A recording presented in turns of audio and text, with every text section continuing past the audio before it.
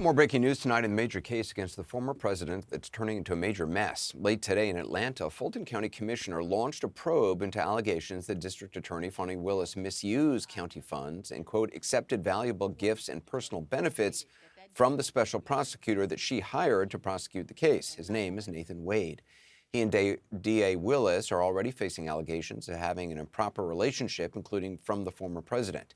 And the county commissioner's announcement tonight follows the revelation in a divorce proceeding that Wade paid for Willis to travel with him on out-of-state trips. So CNN's Caitlin Polantz joins us now with more. So what did you learn from the court filing in this special prosecutor's divorce case?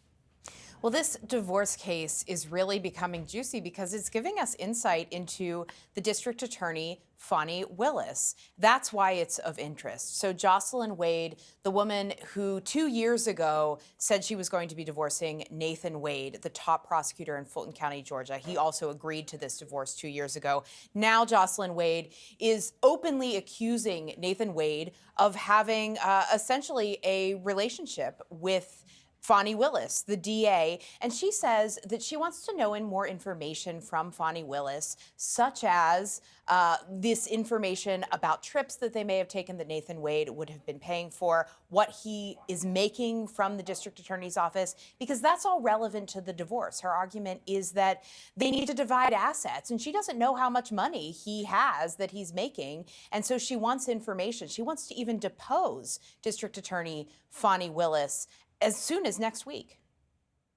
And has the DA made any comment?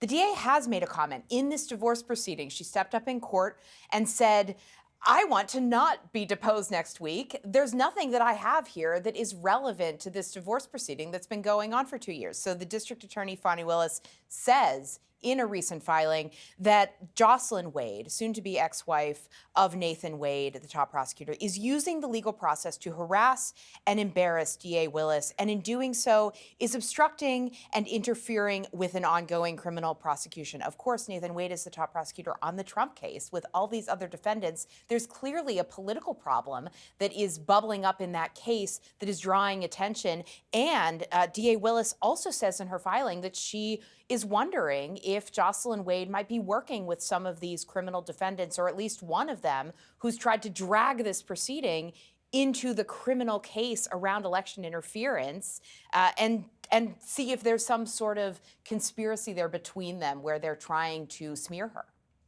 So Fulton County commissioners launched an inquiry into the matter. Where does that stand? Yeah, that is the news that we just learned of today, this evening, and it is a Republican commissioner in Fulton County who is serving on an audit board. He's the chair of the audit board, and he has requested information from DA Willis. The question for him boils down to, is there a misuse of county funds here? Now, we don't know what he'll be able to get out of that. It's unclear at this time if he's really going to have the power to dig into this, at least as much as the divorce proceedings could dig into this. But at the end of the day, Anderson, we should be watching what happens in the divorce proceeding, as well as what happens in court in this election interference case. There's set to be a hearing in the middle of February about this.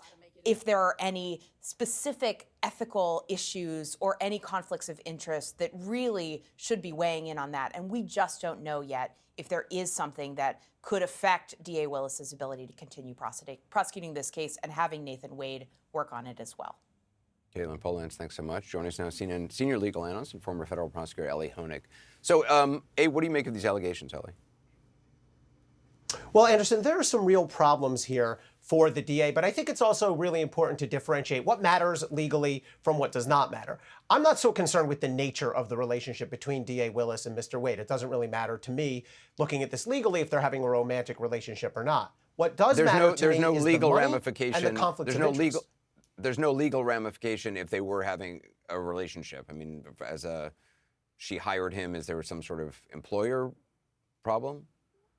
Well, so this gets into the potential conflict of interest and the money, where there could be an issue. So first of all, there's a genuine question about Mr. Wade's qualifications here. He's been a lawyer for a long time. His primary area of practice before this was personal injury and traffic law. He's never prosecuted a felony case, a felony criminal case before, and yet now suddenly he's leading the biggest criminal case in the history of this office. And when we look at the money here, Mr. Wade is one of 3 outside attorneys who's being brought in on a contract basis to work with the DA. Nothing uncommon about that. But if we look at the amount of money that's been paid to these 3 lawyers over the last 2 years, one of them's made $73,000, one of them's made $90,000, and Mr. Wade has been paid $650,000+. That's an enormous discrepancy. And Anderson, if some of that money is making its way back to the DA, whether through trips or hotel or other entertainment or arrangements, then you have a problem with a conflict of interest.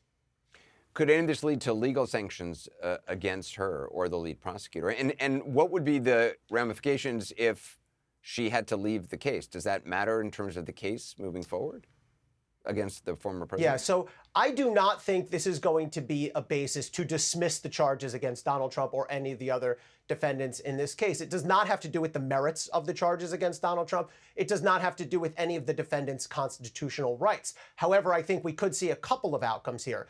If there's a conflict of interest, then yes, the DA could be disqualified from this case for conflict of interest. And then there's the next question about, would that mean her whole office is disqualified, meaning the case would probably have to move to a neighboring DA's office? And then second of all, there's the question about just what this does for the public confidence. In this case, public confidence matters to prosecutors. And if there's a glaring conflict of interest and problems with money like this, you can bet it's going to undermine public confidence. And Willis already tried to squash a subpoena calling her to testify next week in this divorce case, accusing his estranged wife of trying to ruin her reputation and obstructing the election interference case. I mean, if she has nothing to hide, why not be deposed? I think the DA is far out of line here. She receives a subpoena in a divorce case. A subpoena is not an accusation. A subpoena means you're a witness who has relevant information. Clearly, she has information about Mr. Wade, about his finances, about whatever his current relationships may be. And the way the DA responded to that is she took the criminal case against Donald Trump and injected that into the divorce case, trying to use it as a shield from her having to testify. She clearly has relevant information. And I think it's very improper for her to say, well, you're trying to interfere with this criminal case. That's the DA who's using the criminal case as a shield. And I think she's wrong there. And it isn't the first time that Willis has faced questions about possible conflicts. A judge barred her office from investigating the Georgia lieutenant governor for his role in the fake elector scheme because she held a fundraiser for his eventual opponent. At some point, her judgment is been called into question before. Yeah, and I think fairly, Anderson, the incident you're referring to, the DA hosted a fundraiser for the political opponent of a person who she subpoenaed, and the judge, a different judge who was overseeing the grand jury, disqualified Fani Willis from that portion of the case. And this is a judge who'd been very supportive of Fani Willis. He said to her on the record, and I quote, "What were you thinking?" And he said it's very poor optics. I do think there's genuine reason to question the DA's judgment on these matters of conflict of interest. Look, she ran for and she holds an enormously powerful position. She's the chief law enforcement officer of a very large county in Georgia. And I think she needs to hold herself to a higher level of professional ethics and responsibility. And she's causing problems for herself and potentially for this case. Yeah, it's extraordinary. Elie Honig, thanks.